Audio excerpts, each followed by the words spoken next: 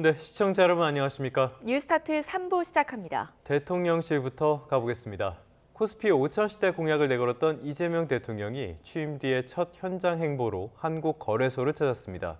불공정 거래를 근절하겠다며 원스트라이크 아웃제 도입을 재차 강조했고 배당을 활성화하는 방안도 준비하고 있다고 밝혔습니다. 정인용 기자입니다. 일본과 중국 정상 통화 외교와 특검법 공포 등 숨가쁘게 현안을 챙겨온 이재명 대통령이 곧바로 경제 행보를 재개했습니다. 취임 일주일 만에 한국거래소를 방문하며 국내 증시 부양 방안에 대해 현장의 목소리를 들었습니다. 제가 처음 진행을 말씀을 드리다 보니까 좀 긴장되는 면도 있습니다. 예, 편하게 하세요. 형이다 이렇게 생각하고. 이 대통령은 주식시장을 부동산 시장에 버금가는 대체 투자 수단으로 만들겠다고 강조했습니다. 그렇게 하면 기업 자본 조달도 쉬워지고 대한민국 경제 전체가 선순환이 이뤄질 수 있다는 겁니다. 특히 배당을 많이 하는 기업에 투자하면 투자자의 배당 소득 세율을 깎아주는 방안을 주식시장 활성화 대책으로 꼽았습니다. 그래서 배당을 좀 촉진하기 위한 세제 개편이나 제도 개편을 저희가 준비하고 있습니다. 주식 투자를 통해서 중간 배당도 좀 받고 생활비도 좀 할 수 있게. 이 대통령은 거래소 시장감시위원회의 조직과 인력 확충을 주문하며 불공정 거래에 대한 엄단 의지도 밝혔습니다. 주가 조작 등 불공정 거래에 대한 원스트라이크 아웃제를 도입하고 부당이득에 과징금을 물려 환수하는 등 불공정 거래 행위자를 엄벌할 방침입니다. 이 대통령은 거래소 직원들과 대화에서 이재명 정부가 들어서기만 해도 코스피 3,000은 갈 거라고 하지 않았느냐며 최근 상승세를 타고 있는 주식시장에 대한 언급도 빼놓지 않았습니다. 비상경제점검 TF로 소비 진작과 고물가 완화를 모색하고 있는 이 대통령이 한국거래소에서는 자본시장 활성화를 꾀하는 등 경기 회복에 힘을 쏟고 있다는 평가가 나옵니다. YTN 정인용입니다. 관련 소식은 잠시 뒤에 전문가와 함께 조금 더 깊이 들어가 보겠습니다. 이 소식도 살펴보겠습니다. 최근 민간단체 대북전단 살포 중단을 요청한 정부가 이번에는 대북 확성기 방송을 중지했습니다. 이재명 대통령의 지시에 따른 건데 먼저 내민 화해의 손짓에 북한이 호응할지 주목됩니다. 강진원 기자입니다. 이재명 대통령이 전방 지역에 설치한 대북 확성기 방송을 중단하라고 군 당국에 지시했습니다. 군 통수권자의 방침에 따라 오후 2시부터 모든 전선의 방송이 멈췄습니다. 윤석열 정부가 북한의 쓰레기 풍선 살포에 대응해 대북 확성기를 재가동한 지 1년 만입니다. 이재명 대통령은 오늘 오후 2시를 기해 우리 군 당국이 전방 지역에 설치한 대북 확성기 방송을 중지하도록 지시했습니다. 대통령실은 이번 조치가 남북 간 신뢰 회복에 나서겠다는 이 대통령의 대선 공약에 따른 거라고 설명했습니다. 실제로 이 대통령은 후보 시절 9.19 남북 군사 합의를 복원하고 대북 전단과 오물풍선, 대북, 대남 방송을 상호 중단토록 하겠다고 약속했습니다. 이산가족 상봉 등 남북 간 인도주의 협력 또한 다시 추진하겠다고 강조했습니다. 남북 관계 신뢰 회복과 한반도 평화 정착을 위한 정부의 의지에 따라 이루어진 것으로 정부가 선제적으로 대북 확성기 방송을 중단한 건 북한의 대남 방송 소음에 접경 지역 주민들이 고통받는 현실도 고려한 것으로 보입니다. 이재명 정부의 잇따른 유화 제스처에 북한이 어떤 반응을 내놓을지 앞으로 대북 정책의 성패를 가늠할 첫 시험대가 될 것으로 보입니다. YTN 강준원입니다. 이번에는 미국으로 가보겠습니다. 트럼프 대통령이 북한 김정은 위원장과 대화를 재개하기 위해서 친서를 보냈지만 북한이 수령을 거부했다는 보도가 나왔습니다. 백악관은 트럼프 대통령이 북한과의 서신 교환에 열려 있다며 김정은과 관계 진전을 바란다고 밝혔습니다. 워싱턴 권준기 특파원입니다. 집권 2기 들어서도 김정은 북한 국무위원장에게 호감을 나타내며 대화 의지를 분명히 한 트럼프 미국 대통령. He happens to be a smart guy. Kim Jong-un is a smart guy. You'll reach out to him again. I will. 북한 전문 매체 NK뉴스는 고위급 소식통을 인용해 트럼프 대통령이 김정은 위원장에게 보낼 친서의 초안을 작성했다고 보도했습니다. 집권 1기 때 3차례 북미 정상회담에 걸쳐 진행한 대화를 재개하기 위한 의도라는 겁니다. 하지만 뉴욕 맨해튼의 북한 측 외교관들은 친서 수령을 번번이 거부했다고 이 매체는 전했습니다. 친서 수령을 거부한 북한 외교관들은 뉴욕의 주 유엔 북한 대표부를 지칭한 것으로 보입니다. 백악관은 관련 질문에 트럼프 대통령은 김정은과의 서신 교환에 열려 있다며 보도 내용을 부인하지 않았습니다. Some North Korean diplomats through the UN, and they declined to take it and send it to Kim Jong-un. The president remains receptive to correspondence with Kim Jong-un. 또 트럼프 대통령과 김정은 국무위원장의 첫 만남이었던 싱가포르 회담을 거론하며 일기 때 이룬 진전을 이어가고 싶어 한다고 답했습니다. He'd like to see the progress that was made at that summit in Singapore, which I know you covered in 2018 during his first term. As for specific correspondence, I'll leave that to the president to answer. NK 뉴스는 전문가 인터뷰를 통해 과거 트럼프가 김정은과 주고받은 친서를 공개하면서 서신 교환에 대한 우려를 낳았을 수 있다고 지적했습니다. 워싱턴에서 YTN 권준기입니다. 미국과 중국이 영국 런던에서 가진 이틀 동안의 무역 협상에 대해서 트럼프는 훌륭한 합의였다는 평가를 내놨습니다. 미국 정부는 성실히 협상하면 상호관세 시행을 한 번 더 늦출 수 있다며 당사국들의 적극적인 협상 자세를 유도했습니다. 뉴욕에서 이승윤 특파원입니다. 중국과의 무역 협상 결과를 보고받은 트럼프 대통령은 SNS에 미중 무역 합의가 완성됐다며 훌륭하다고 평가했습니다. 특히 중국의 미국에 대한 희토리와 연구자석 우선적 공급, 미국 내 중국인 유학생 허용과 관련한 합의안이 마련됐다고 밝혔습니다. 또 55%의 관세를 중국에 적용하고 중국은 미국에 10%의 관세를 적용한다며 이번 협상의 핵심 내용을 소개했습니다. 미중 무역 합의를 이끈 스콧 베센트 미 재무장관은 성실하게 협상하는 국가에는 상호관세 유예를 7월 9일 이후로 연장해 줄 수 있다고 밝혔습니다. And it is highly likely that those countries that are negotiating or trading blocs, as in the case of the EU, who are negotiating in good faith, we will roll the date forward to continue good faith negotiations.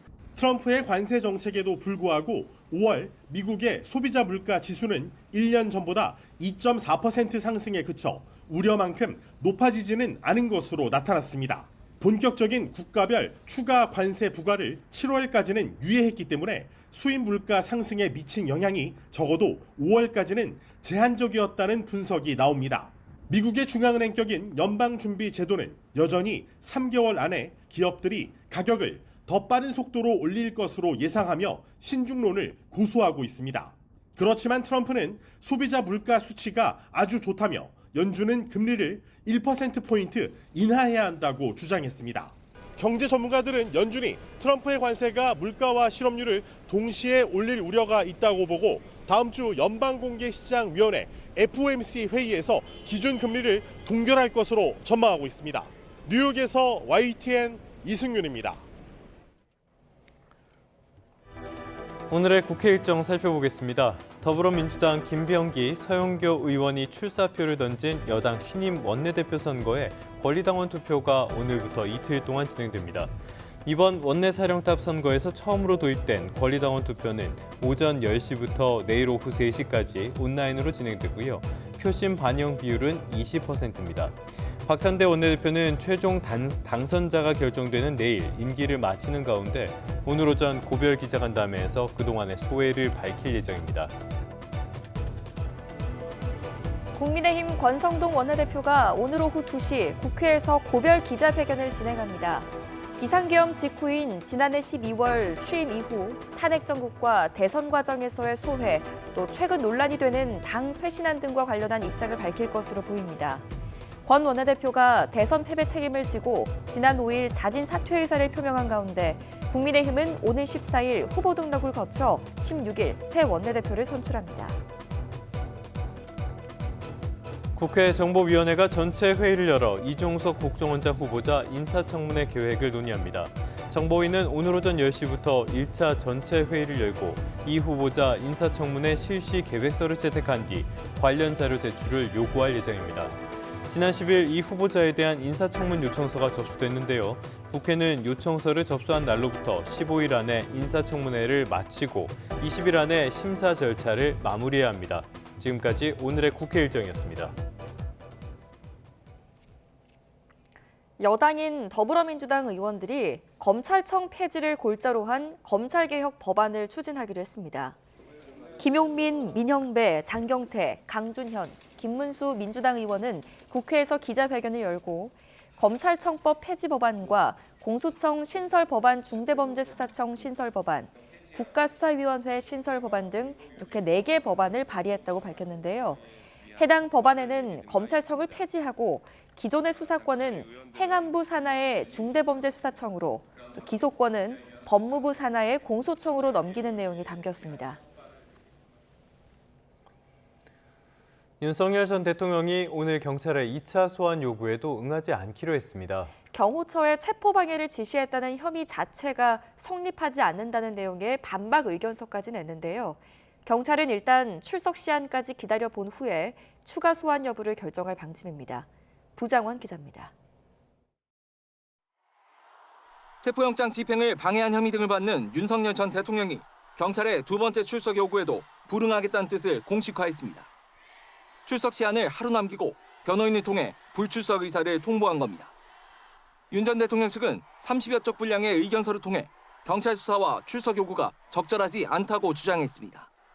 먼저 고위공직자 범죄수사처가 내란죄 수사권이 없어 체포영장 자체가 위법하다고 주장하며, 그런 만큼 윤 전 대통령이나 경호처가 영장 집행 시도에 대응했다고 하더라도 혐의가 성립되지 않는다고 강조했습니다.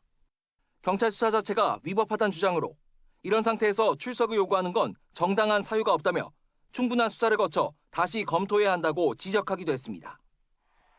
윤 전 대통령 측은 그럼에도 경찰이 조사가 필요하다고 주장한다면 서면 조사에는 응하겠다고 밝혀 앞으로 추가 소환 통보를 하더라도 출석하지 않을 것으로 보입니다. 경찰은 경호처 관계자들의 진술과 비아폰 서버 분석을 바탕으로 윤 전 대통령이 체포영장 집행 저지와 비아폰 기록 삭제를 지시한 것으로 의심하는데, 특검 출범을 앞두고 수사에 속도를 내야 하는 만큼 윤 전 대통령에 대한 대면 조사가 불가피하다고 보고 있습니다. 경찰은 일단 출석 시한까지 기다려본 뒤 3차 소환 여부를 결정하겠다는 방침인데, 윤 전 대통령 측이 세 번째 소환에도 불응할 경우 체포영장을 신청하는 방안도 고려하고 있습니다. YTN 부장원입니다.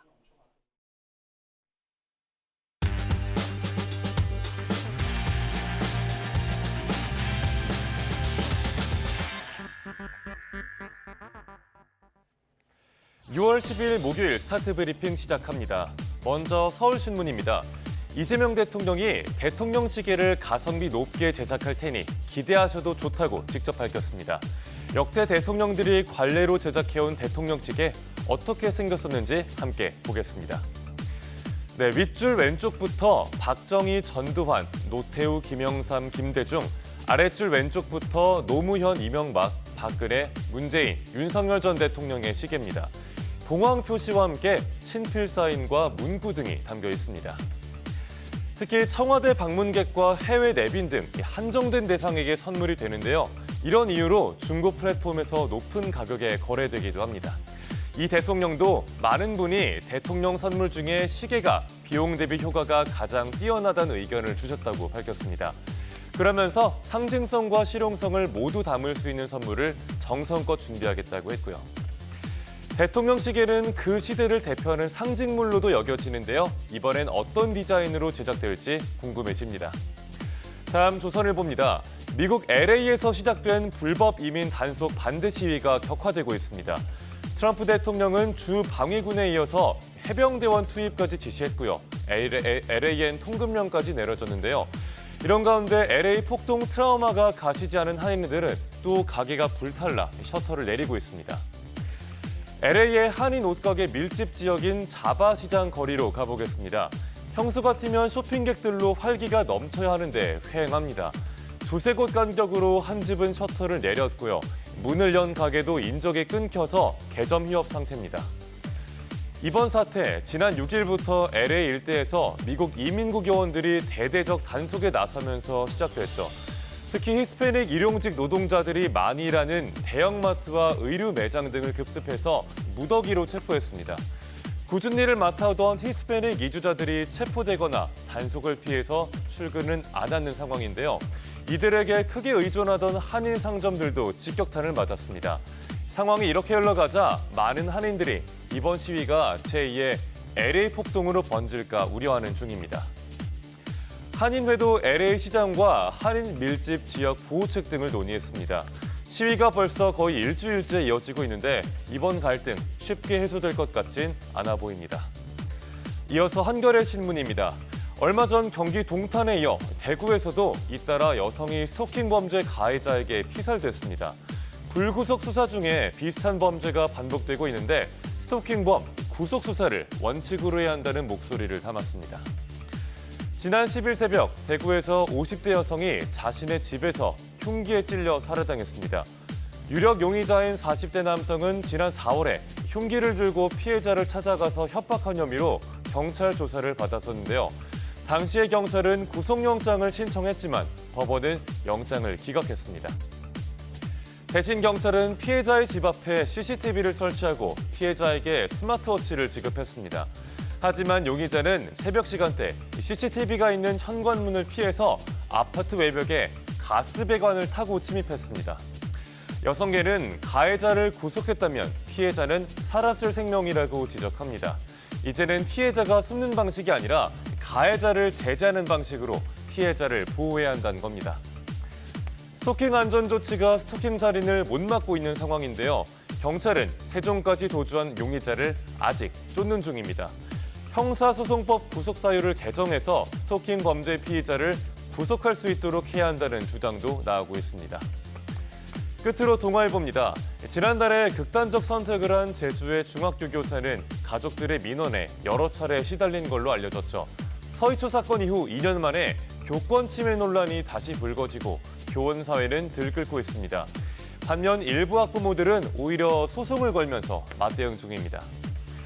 지난해 수도권 한 중학교에서 있었던 사례 하나 보겠습니다.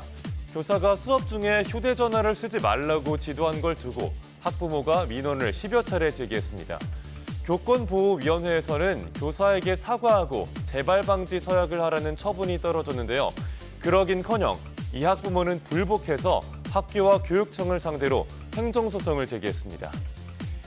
교육부에 따르면 교권이나 교육활동 침해 처분을 받은 학부모는 2023년 117명에서 지난해는 281명으로 1년 사이에 2.4배나 늘었습니다.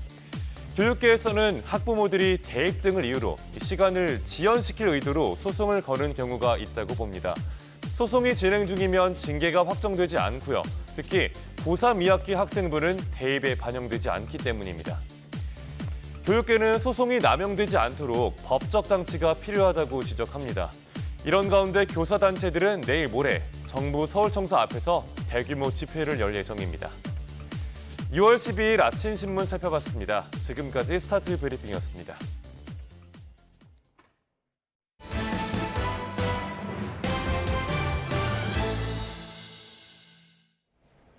지난해 악질적인 불법 추심에 시달리다가 세상을 떠난 30대 싱글맘 사건을 YTN이 전해드린 적이 있습니다. 구속 상태로 재판에 넘겨졌던 사채업자가 최근 보석으로 풀려난 것으로 확인됐습니다. 배민혁 기자입니다. 불법 추심에 시달리다가 6살 난 딸을 두고 세상을 떠난 싱글맘 사건으로 재판을 받던 사채업자 김모 씨가 보석으로 풀려났습니다. 이번 달 11일 선고기일을 앞두고 지난달 30일 석방된 김 씨는 불구속 상태로 재판을 받게 됐습니다. 김 씨는 지난해 7월부터 4개월 동안 채무자들에게 950차례에 걸쳐 협박 전화를 일삼고 연이율 2,400%에서 5,200%에 달하는 이자를 요구한 혐의를 받고 있습니다. 이런 김 씨의 불법 추심을 견디지 못한 싱글맘이 스스로 세상을 떠난 사실이 알려지면서 공분을 샀습니다. 검찰은 지난 5월 결심 공판에서 김 씨에 대해 징역 7년을 선고해달라고 재판부에 요청했습니다. 이렇게 김 씨의 혐의가 무거운데도 보석으로 간 재판부의 판단이 납득되지 않는다는 비판이 나옵니다. 불법 추심처럼 피해자나 가족들이 협박의 대상이 될 수 있는 경우 구속 상태를 유지해야 하는 것 아니냐는 우려입니다. 다만 재판이 끝나기 전에 김 씨의 구속기간이 만료돼 아무 조건 없이 풀어줘야 하는 경우를 막기 위한 재판부의 고육지책이었을 거라는 시각도 있습니다. 전문가들은 최대 6개월인 구속기한이 지나면 피고인이 아무런 제지 없이 불구속 상태로 재판을 받을 수 있는 만큼 그 전에 증인과의 접촉 제한 등 여러 조건을 부여하는 보석을 허가하는 게 더 나을 수 있다는 겁니다. 김 씨가 구속 기소된 날은 지난 1월 3일. 구속기간을 최대한 연장한 경우 김 씨의 구속 만료일은 7월 초로 추정됩니다. 그런데 선고기일을 앞두고 검찰에서 변론 재개를 신청해 이달 27일 공판기일이 다시 잡힌 만큼 구속기한 무렵까지 재판이 계속될 가능성이 커진 상황입니다. 검찰은 기존 피해자 6명에 추가 피해자 1명을 추가하기 위해 변론 재개를 신청한 것으로 전해졌는데 김 씨 측은 해당 건은 김 씨와 무관한 사안이라고 주장하는 것으로 알려졌습니다.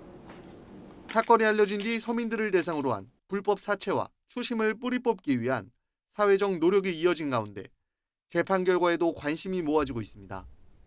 YTN 배민혁입니다. 지난달에 취업자가 13개월 만에 가장 큰 폭으로 증가했습니다. 그런데 세부 내용을 보면요. 건설업과 제조업의 일자리 부진은 계속됐습니다. 고령 인구가 증가하는 가운데 60세 이상 취업자는 처음으로 700만 명을 넘었습니다. 보도에 오인석 기자입니다.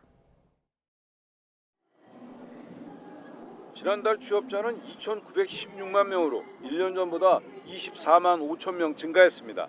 13개월 만에 최대폭 증가입니다.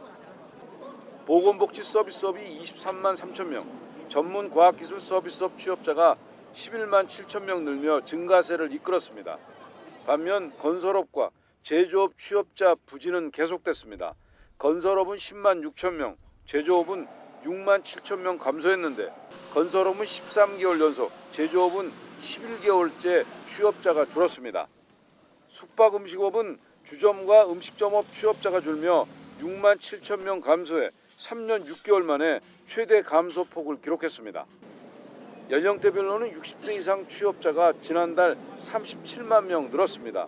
이에 따라 60세 이상 취업자는 704만 9천 명으로 처음으로 700만 명을 넘었습니다.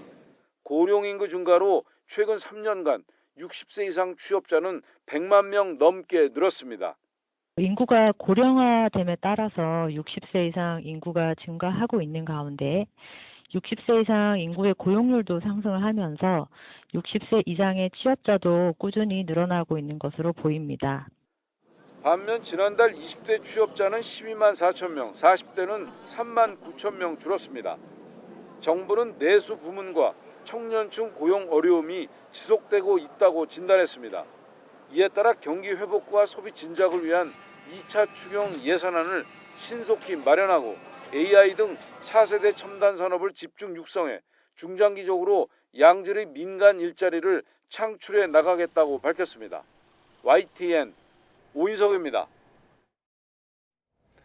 수백억 원대 부당대출 의혹을 받는 IBK 기업은행 전현직 직원들이 영장 재청구 끝에 구속됐습니다.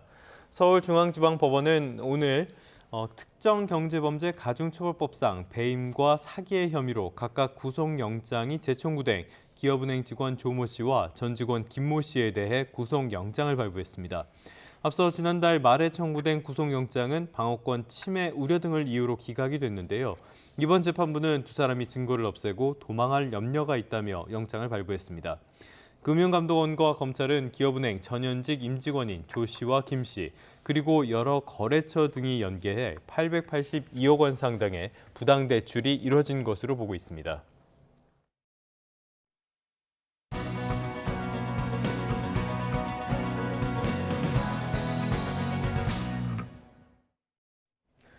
오늘도 살펴봐야 할 경제 이슈가 참 많습니다. 미국부터 국내 소식까지 빠르면서도 깊이 있게 알아보겠습니다. 스타트 경제, 오늘은 이정환 한양대학교 경제금융대학 교수와 함께합니다. 교수님 어서 오십시오. 어서 오십시오, 교수님. 어제 오전에 전해졌죠. 미국과 중국이 영국 런던에서 했던 협상에 어떤 결론이 나왔다. 여기에 대해서 트럼프가 만족스럽다는 평가를 내왔는데요. 어떤 내용들이 담겼길래 이렇게 만족스럽다는 겁니까? 사실 미국 입장에서는 가장 부담스러웠던 부분이 히토류 수입이라고 보실 수 있을 것 같고요. 중국이 흔히 말하는 히토류, 굉장히 발전소라든지 반도체라든지 고성능 기계에 들어가는 광물들을 굉장히 많이 어떻게 보면은 관리를 하고 있는데 결국은 수출을 하고 있는 상황에서 이쪽 공급망이 막히게 되면은 지금 미국의 첨단 산업 발전에 영향을 끼칠 수밖에 없는 이런 상황이 되기 때문에 히토류 수출에 대해서 굉장히 민감한 반응을 보였다라고 보시면 될 것 같고요. 그 이전에 제네바 협의가 나왔을 때도 이게 어떻게 되었냐면 이제 히토류 수출 같은 것들이 제대로 안 되고 있다라는 불만을 계속 내놓고 있었거든요. 우리는 합의를 했는데 이런 거 잘 안 되고 있다는 불만을 계속 내놓고 있었는데 이번에는 이제 히토류를 제대로 풀 것이다. 중국이 공급해 줄 것이다라는 그런 의견을 받아들이면서 이제 중국과 합의가 거의 완성되었다라는 의견을 보이고 있다라고 보시면 될 것 같습니다. 그래서 미국 측 입장에서는 가장 중요했던 문제를 해결하면서 이제 관세하고 뭐 유학생 문제까지 연결시킨 아마 이런 협의가 아니었냐라고 평가를 하고 있는 것 같습니다. 네. 그렇다면 이제 미국도 받는 게 있으니까 줘야 되지 않겠습니까? 이게 이제 양보를 한 카드가 바로 유학생 문제인 거죠? 예, 아무래도 이제 관세 수준이 뭐 첫 번째 가장 중요한 이슈긴 했고요. 관세 수준을 55% 수준으로 물론 높긴 하지만 뭐 중국도 미국에 대해서 관세를 한 10% 정도 부과를 하는 양상이기 때문에 이제 뭐 개발도상국하고 뭐 원가 이런 것들 생각하면은 합리적인 수준에서 관세를 매겼다라는 게 하나가 있겠습니다. 두 번째는 중국 학생들 최근 유학생 문제들이 굉장히 대두가 됐고요. 유학생들 이 합격은 했는데 비자가 안 나와서 미국을 못 들어가고 있다. 그러니까 다음 학기에 학교를 못 가고 있다는 이런 이야기들이 나올 정도로 좀 부담스러운 상황이었는데 중국 학생들이 미국 대학에 진학할 수 있도록 뭐 허용하는 방안들에 대해서는 좀 이야기가 진정된 것이 아니냐라는 그런 의견이 나오고 있습니다. 결국은 중국 입장에서 중요했던 것은 관세율이고요. 관세율을 한 55% 수준으로 합리적인 수준에서 했다. 그다음에 중국 입장에 또다시 중요했던 부분은 아무래도 교류, 그러니까 유학생 관련 부분이었는데 유학생 관련 부분에 있어서도 비자 관련 좀 진전이 있었던 것은 아니냐라는 그런 평가들이 있는 것 같습니다. 자, 그런데 세부적인 내용을 보면은 결국 이번에는 서로의 수출 통제 이 부분이 핵심이었을 텐데 미국이 중국에 하는 수출 통제 이 부분과 관련해서는 아직 구체적인 내용이 안 알려지고 있는 것 같아요. 어떻게 보십니까? 사실 미국이 중국에 대해서 기술 수출 통제하는 부분들은 그러니까 바이든 행정부부터 지속되어서 나왔다는 이야기라고 보시면 될 것 같고요. 반도체라든지 양자 컴퓨팅, 뭐 바이오 같은 핵심 산업 분야의 기술 수출을 통제하고 특히나 이제 가장 문제가 됐던 것들은 AI 데이터 센터의 가장 중요한 반도체 부분, 반도체 수출 같은 것들을 어떻게 할 거냐가 문제가 되어 있는데 이 부분에 대해서 디테일한 내용이 나오진 않아서 물론 이제 추후에 디테일한 내용이 좀 밝혀질 수 있긴 하겠지만 디테일한 내용이 안 나왔기 때문에 아직 이제 좀 불확실성이 있다. 중국은 계속해서 이런 반도체 수입 같은 것들을 좀 허용을 해주면서 그러니까 본인들이 반도체를 수입해야 된다는 입장이라고 보시면 될 것 같고 미국은 어떤 중국의 경쟁력을 좀 압박하기 위해서 반도체 분야, 그 반도체 분야가 결국은 AI 육성의 핵심 분야이기 때문에 반도체 수출 같은 것들을 통제하겠다라는 그런 입장이 계속 보이고 있었기 때문에 이 부분에 대한 좀 불확실성이 해소가 안 되어서 결국은 프레임워크 자체가 좀 아직까지는 100% 명확한 것은 아니지 않느냐라는 그런 의견이 있다. 결국은 관세율이라든지 히토류 부분에서는 좀 합의가 있었던 것 같은데 수출 통제 부분에서는 좀 합의가 없었던 것 같다. 합의가 좀 불확실한 측면이 있어서 뭐 시장에서는 좀 우려 섞인 목소리도 있다라고 아마 보시면 될 것 같습니다. 자, 그렇다면은 일단 무역 전쟁 한숨 돌렸다라고도 볼 수 있겠지만은 중국이 언제든지 다시 히토류 카드를 꺼내들 가능성 이것도 분명히 있다고 봐야 되는 거 아닙니까? 뭐 가능성은 있는데 지금은 조금은 희박한 것 같다. 뭐 이게 결국은 양국의 이해관계가 맞아서 지금 들어가고 있는 상황이라 그렇게 말씀드릴 수 있을 것 같고요. 중국의 올해 경제 성장률을 4%대로 바꿨죠. 4%대로 바꿨다는 이야기는 중국의 성장률 위기가 좀 심각하다라는 그런 메시지로 좀 이해하시면 될 것 같습니다. 특히나 이제 중국의 노동시장 부분 역시 이제 고용 같은 것들이 그렇게 썩 좋지 않은 상황이기 때문에 이제 중국은 좀 관세 부분을 빨리 어떻게 보면 세팅을 해서 수출을 많이 해야 되는 입장이고요. 수출이 안 되게 되면은 제조업 중심의 어떤 중국의 입장에서는 부담스러울 수밖에 없는 상황이기 때문에 경제 성장률 부양을 위해서라도 이제 수출을 해야 되는 상황이라고 보시면 될 것 같고 미국 역시 이제 상호 관세에 대해서 뭐 법적인 제재가 있는다는 이런 다양한 법적인 이슈들도 있고 다른 이슈, 뭐 LA에서 정치적인 이슈라든지 이런 여러 이벤트들이 겹치면서 경제 성장률 문제가 또 대두될 수밖에 없거든요. 지금 OECD 같은 어떤 국제 기구에서는 미국의 경제 성장률 전망치를 계속 낮추고 있는 상황이기 때문에 이런 것들이 제대로 관세 문제가 해결이 되지 않고 실현된다라고 하면은 내년에 이제 정치, 그러니까 내년에 선거라든지 이런 데 문제가 될 수밖에 없는 이런 상황들이기 때문에 합의를 할 수밖에 없는 좀 상황들이 조성이 되었다. 그러니까 이제 판적으로는 어떻게 보면은 중국과 미국이 서로 빨리 관세 협상하고 이런 것들 경제 성장을 해야 되는 그런 이슈가 나와 있기 때문에 흔히 말하는 판은 짜여 있다라고 말씀드릴 수 있겠는데 아무래도 근데 이 대국 간의 어떤 이야기다 보니까 정치적 불확실성, 어떤 정치적 선택의 이슈, 특히나 트럼프 행정부 같은 경우에는 좀 불확실성이 큰 행정부다 보니까 아무래도 좀 이슈는 남아 있는 것 같다. 그래서 이제 스토리의 끝은 아마 시진핑 주석하고 미국의 트럼프 대통령이 만나가지고 이제 협상을 끝내는 이런 양상으로 되지 않을까라는 뭐 사람들의 기대감이 있다 정도로 아마 말씀드릴 수 있을 것 같습니다. 네, 다양한 시나리오들이 나오는 것 같습니다. 자, 이런 가운데 미 재무장관이 이런 입장을 밝혔습니다. 미국과 성실하게 협상에 임하는 국가에 대해서는 선의의 협상을 계속하기 위해서 이 날짜를 뒤로 미룰 가능성이 크다라는 입장을 밝힌 건데 이게 좀 상대국들에 대해서 적극적인 태도를 유도하는 모습인 것 같아요. 이게 뭐 실무적인 이슈하고 그런 인센티브 이슈가 두 가지가 다 있다라고 보시면 될 것 같고요. 네. 이제 7월 8일까지 원래 상호관세 유예했던 기간이 풀리면서 이제 상호관세에 대한 협상을 마감을 해야 되는데 이제 현실적으로 100일 안에 이런 모든 것들을 협상하는 게 좀 어려운 것이 아니냐. 그리고 각국마다 문제는 이제 사안이 다르기 때문에 미국은 상호관세라는 이야기를 하고 있지만 각국마다 중요한 이슈가 좀 다르기 때문에 우리나라 같은 경우에는 미국에 대해서 어떤 GMO라든지 이런 수입하는 거, 소고기 수입하는 거라든지 뭐 이런 이슈가 있고요. 또 일본은 쌀 수입 같은 이슈가 있고 각국마다 너무 상이한 이슈들에 부딪혀 있기 때문에 이것을 100일 안에 해결한다는 것이 사실상은 쉽지 않다. 그러니까 미국이 아무리 인적 자원이 풍부하고 협상 카드가 있다 할지라도 각 국마다 이런 사안들이 굉장히 다르기 때문에 상호관세 이슈를 해결하기는 좀 어려운 부분들이 있고요. 그렇기 때문에 이제 뭐 어떻게 보면 일정은 정해놨지만 협상이 진정되는 카드에 따라서 이제 좀 기한을 늘리면서 보다 뭐 미국 측도 좋고 다른 나라 측도 좋은 이런 협상안을 좀 마련해 나가려고 하는 것이 아니냐라는 그런 의견이 나오고 있다. 그러니까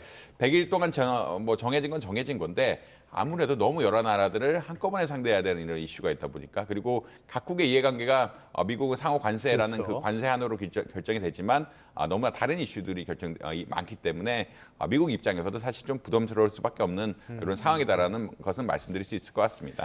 미국이 참 급하기는 급한가 봅니다. 우리도 전략적으로 이런 것들을 활용할 필요는 분명히 있어 보이고요. 국내로 오기 전에 한 가지 소식만 더 짚어볼까요? 미국의 이 관세 문제로 5월의 물가는 이제 불안해질 것이다라는 우려가 많았는데 생각보다는 좋게 나왔어요. 1년 전보다 2.4% 올랐는데 이걸 어떻게 봐야 됩니까? 시장의 예측은 한 2.5% 상승이라고 이야기했고, 근데 뭐 2.4%란 것이 지난달에 2.3%가 나왔기 때문에 조금 오른 수치긴 하다라고 한번 보시면 될 것 같습니다. 근데 이제 미국 관세 정책이 4월에 실행될 뻔하다가 유예가 됐죠. 상호 관세 같은 것들이 이제 7월까지 유예가 된 상황이기 때문에 아직까지 관세 효과가 본격화되지 않았다. 관세가 올라가고 그것들이 이제 물가에 미치는 영향들을 좀 엄밀하게 파악을 해야 되는데 이런 관세 효과가 본격화되지 않은 상황에서 물가 지표이기 때문에 뭐 예측보다는 조금 나온 것이 사실이긴 하지만 그럼에도 불구하고 이것이 관세 때문이다. 관세 효과가 없다라고 관세 효과가 없다라고 이야기하기는 조금 어렵다라는 평가가 지배적입니다. 아무래도 이제 7월달 관세 협상이 마무리가 되고 그것의 효과가 나타날 수준이 돼야 아마 이제 관세 효과가 인플레이션에 어떤 영향을 미치는지 좀 경로 파악이 가능하고요. 그것에 따라서 아마 통화 정책이 이루어지지 않을까 이렇게 생각을 할 수 있을 것 같습니다. 네. 앞으로 관세 충격이 제대로 또 나타나게 된다면 상당히 앞으로 어떻게 또 상황이 달라지게 될지 모르겠습니다. 자, 계속해서 국내 상황 좀 살펴볼 텐데요. 이재명 대통령이 어제 취임 후 첫 현장 행보로 한국거래소를 찾았습니다.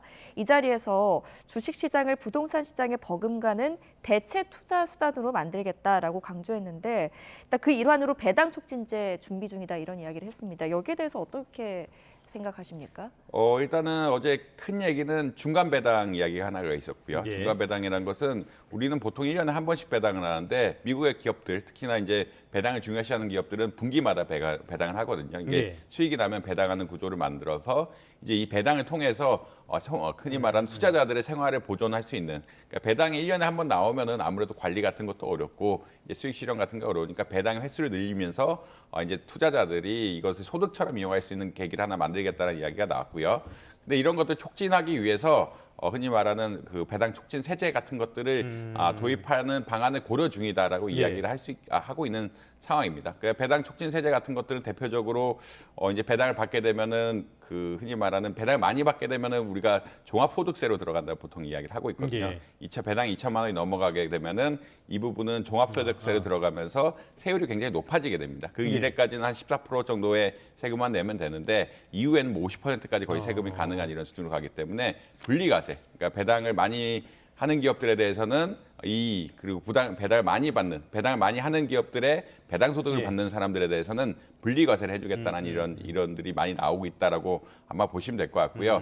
여기서 분리과세란 건 어떤 것이냐면 A 기업이 배당을 많이 한다. 그러면 나는 원래는 이제 종합소득세로 가서 한 50% 이상 세금을 내야 되는데 A 기업에서 받은 배당 같은 것들은 세금을 깎아서 따로 배당만 모아서 세금 혜택 값을 저리로 세금을 매기겠다라는 이런 이야기까지 나오고 있어가지고 이런 제도들이 아마 좀 이용이 되지 않을까라는 의견들이 나오고 있다. 다만 이것들이 세금을 깎아주는 정책이기 때문에 어떻게 보면 재정에 조금 부담을 줄 수 있는 상황이고 이런 것에 대해서 이야기가 나오는 상황이기 때문에 뭐 정확하게 뭘 어떤 방식을 취하겠다는 이야기는 하지 않으신 걸로 뭐 알고 있습니다.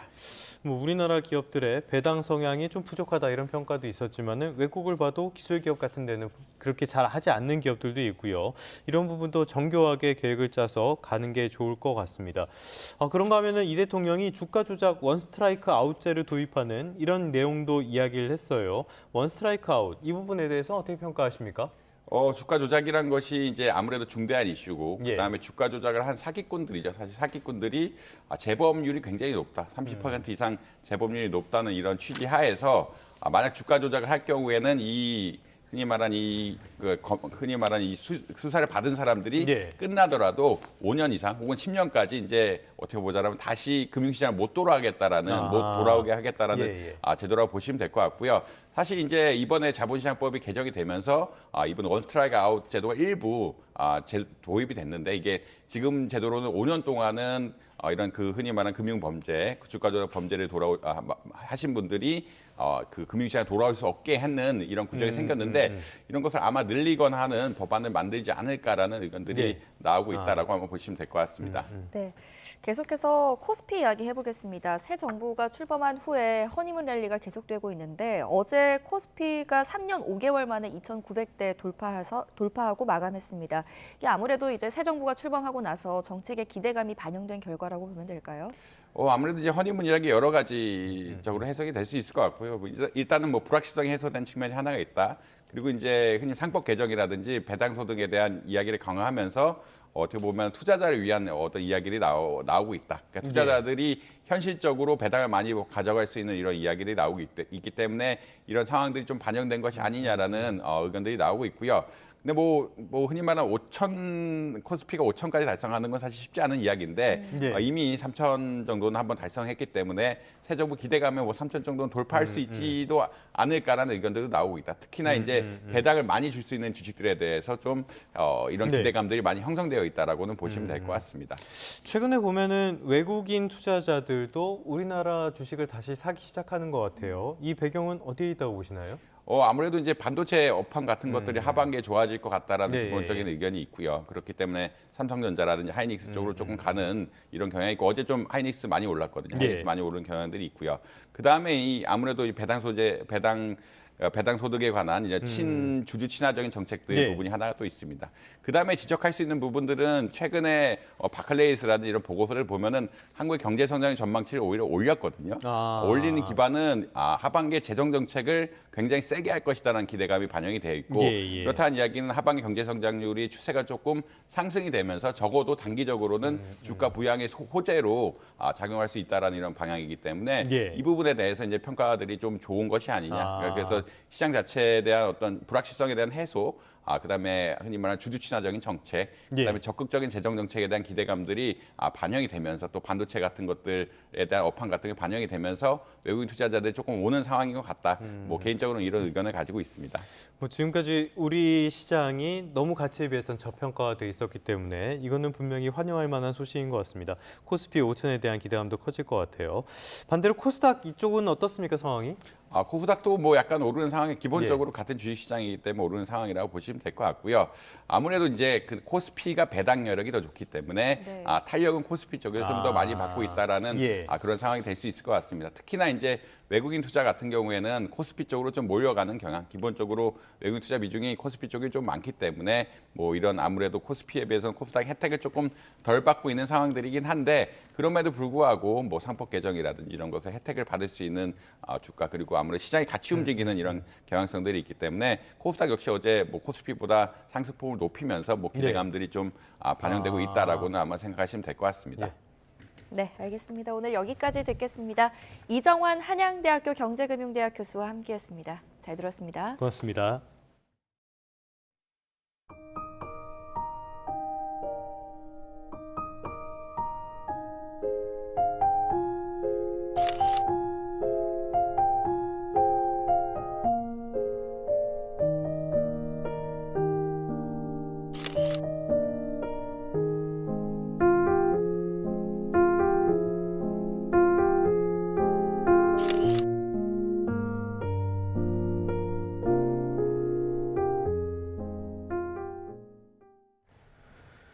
다음 소식입니다. 인터넷 서점 서비스죠. 예스24의 접속 장애가 계속되고 있습니다. 소비자들의 불편이 커질 수밖에 없는 상황입니다. 개인정보 유출은 없다고 하고 있지만 도서 주문은 물론 주문 상품의 배달과 이북 이용 등이 제한을 받고 있습니다. 박순표 기자입니다. 대형 인터넷 서점인 예스24입니다. 접속과 동시에 홈페이지 화면 대신 사과문이 올라와 있습니다. 지난 9일 새벽 4시부터 장애가 발생해 서비스 이용이 어렵다는 내용입니다. 다만 개인정보 유출 등은 없다고 밝혔습니다. 예스24의 서비스 이용 중단은 랜섬웨어 공격에 따른 것입니다. 랜섬웨어는 악성 프로그램을 심어 컴퓨터 시스템에 장애를 일으킨 뒤 금전적 대가 등을 요구하는 불법 행위를 말합니다. 최근 전 세계적으로 기업은 물론 정부기관에 이르기까지 공격 대상을 가리지 않고 있습니다. 지난 2020년에는 우리나라에서도 백화점과 대형 할인점이 랜섬웨어 공격을 받아 영업이 중단되기도 했습니다. 아예 영업이 중단됐습니다. 오늘 영업 안 해? 네. 전산 문제로 영업이 다 중단되었습니다. 예스24의 랜섬웨어 공격을 한 세력이 구체적으로 금전을 요구하고 있는지는 확인되지 않고 있습니다. 일단 개인정보와 도서 주문 정보 유출 등 추가 피해를 차단하기 위한 긴급 조치는 이루어진 상태입니다. 하지만 접속 장애가 길어지고 있다는 점에서 랜섬웨어 공격을 멈출 방법을 찾기까지는 상당한 시간이 걸릴 수도 있습니다. 사태 장기화에 따라 피해 기업과 개인에 대한 보상 문제 등이 생길 수 있는 대목입니다. 동시에 랜섬웨어 공격으로 인한 접속 장애 사실을 뒤늦게 알린 예스24에 대한 비난 여론도 시간이 갈수록 커질 것으로 보입니다. YTN 박순표입니다. 목요일 아침 출근길 선선하게 하루를 시작하고 있습니다. 하지만 한낮에는 서울이 32도까지 올라 어제보다 3도가량 높겠고요. 올해 들어 가장 덥겠습니다. 오늘도 내륙은 대체로 맑겠습니다. 낮 동안에는 강한 자외선과 고농도 오존을 주의하셔야겠습니다. 반면 제주도는 차츰 올여름 첫 장맛비가 시작되겠습니다. 내일은 충청 이남으로 주말에는 전국으로 비가 확대되겠는데요. 제1호 태풍 우딥은 중국으로 향하면서 우리나라에 직접적인 영향을 주지는 않겠습니다. 다만 태풍의 수증기가 정체 전선을 강화하겠고요. 따라서 모레까지 남해안과 제주도에 최고 100에서 200mm 이상의 폭우가 쏟아지겠습니다. 특히 내일 밤부터는 벼락과 돌풍을 동반한 강한 비가 예상돼 대비가 필요하겠습니다. 자세한 지역별 기온입니다. 현재 서울 기온은 19.7도, 청주 20.2도를 보이고 있습니다. 한낮에는 대전 31도, 대구 30도까지 크게 오르겠습니다. 날씨였습니다. 네, 6월 12일 YTN 뉴스타트 모두 마무리하겠습니다. 활기찬 아침 보내시기 바랍니다. 시청해주셔서 고맙습니다.